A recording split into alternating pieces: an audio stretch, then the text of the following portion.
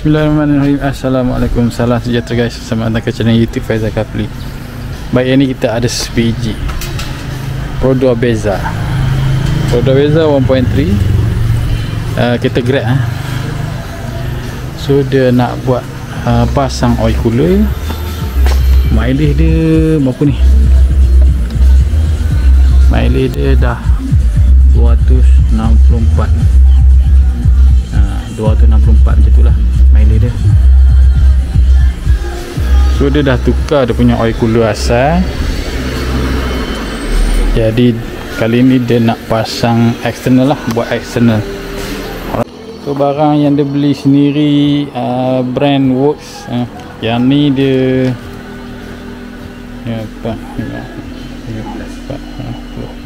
sebelah 13 row. Tebal lah, memang tebal. Lepas tu dia bagi sekali dengan fitting dia dengan dia punya washer, hose clip. Hose kalau tak sampai kita akan sambung lah. Ini pun harga dalam 400 lebih kan. 400 lebih. Nasib lah, sebab benda ni kalau tak ada promo memang harga dia 500 lebih kan. Ni dia dapat jackpot ni 400 lebih. Dia agak tebal sikit lah. Ok, jom kita tengok kat mana kita nak pasang nanti. Sekarang kita baraikan dulu dia punya bumper dia. Kita akan tengoklah kat mana yang sesuai. Kita akan letak situ buat bracket lah. Alright, jom. Jadi kita buat bracket mount dia kat sini lah. Kita buat bracket L untuk atas. Yang bawah tu kita buat satu flat bar. Lepas tu buat L jugalah untuk ikat dekat chassis ni. Oil cooler ni agak berat jugalah. Alright, so jom sambung. Ok, lepas tu kita custom dia punya bracket L dan kita welding welding terus buat bracket untuk dia, untuk oil cooler. Kompon tak goyang. Ok, so kita dah buat bracket L, dah ikat, tak goyang guys.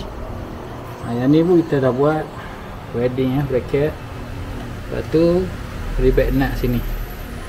Buat reback nut untuk urus skru sini. So dah siap. Dah siap mount.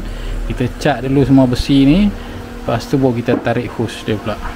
Settle dah bab ni, bab mounting ni.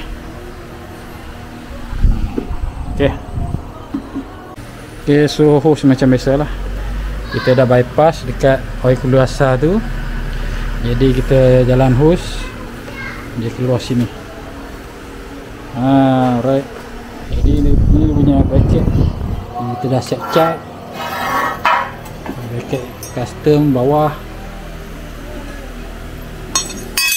Tak buat jual nak pasang datang sini. Ok, sekarang kita pasang oil cooler tu. Alright, alhamdulillah kita dah siap pasang oil cooler Works pada Beza grade. Beza ni buat grade guys. Mileage dah 200 lebih. So yang ni masuk, yang ni keluar. Selanya kita buat macam ni lah. Jangan buat masuk daripada bawah. Itu kita tengok hukum graviti lah. Kalau masuk dari bawah nanti dia masuk, dia terus keluar. Dia tak ada nak penuh ni kan, dia terus keluar. Biasa kita buat daripada masuk daripada atas lah. Masuk dah penuh sini, dia akan keluar sini, pergi dekat gearbox. So lagi efisien lah. So bracket semua cun, ikat semua dah siap, komplit, tak ada bocor. Kita pasang balik bumper. Ok, jadi kita tengok berapa kuantiti minyak yang diperlukan untuk oil cooler ni.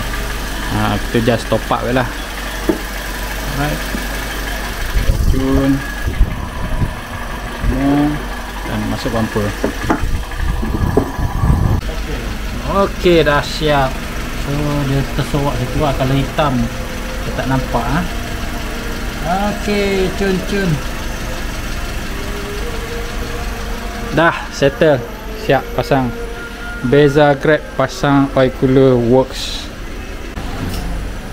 Alright, so jangan lupa like, share dan komen di YouTube Faizal Kafi channel.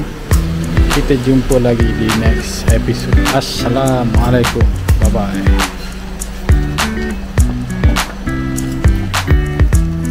Bang, ya sama. Waalaikumsalam.